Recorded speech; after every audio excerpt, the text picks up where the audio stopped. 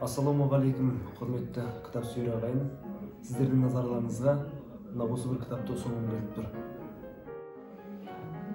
Бұл кітап Мамытбек Қалдыбай ағамыздың Батыр Бауыржанның сүйікті ұстазы кітабы.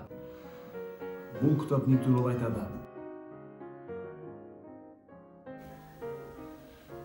Жақұт әпке, әкеңіздің қалай халық жауы болып ұсталғанын айтып бересіз бе? Тыңдар құлақ болса, айтудан жалықпаймын қарағым. Ол кезде мен 16-дамын. Қайратыным 6 жаста, сіңілім Ұлжан бір айлық еді. 1938 жылы 12 мамыр күні үйімізге жақын жандарына тапаншалары бар қара киім киген екі адам кіріп келді. Бұған дейін алдыңғы күні пәленшені, кеше түгеншені халық жауы деп ұстап әкетіпті. Енді кезек бізге келді-ау деп үрейленіп анам қара киімдерден есі шошып қорқып кетті.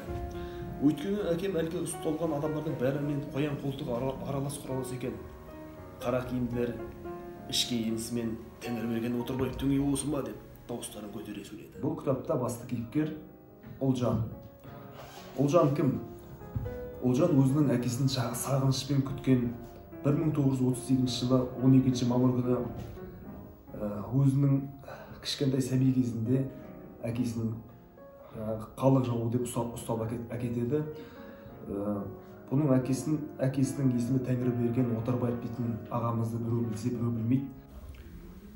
Бұл Ұлжан кейіпкердің анасы да сол әкесі кеткеннен кейін құсадан қайтыс болады. Және де сол нағашысының қолында қалады. Бұл бала, кішкентай бала, жазығы жоқ бала, екі ортада осындай үлкен қайғы қасіретке душар болады.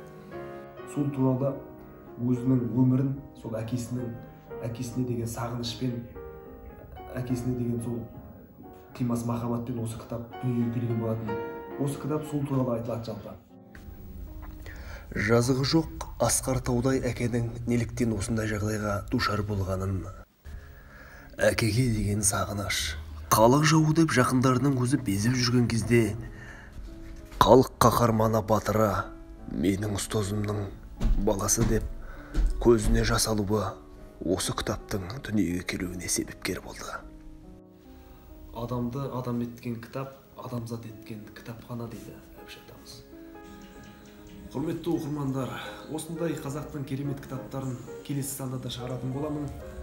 Бізге жазылыңыздар. Келесі кездескенше аман болайық достар.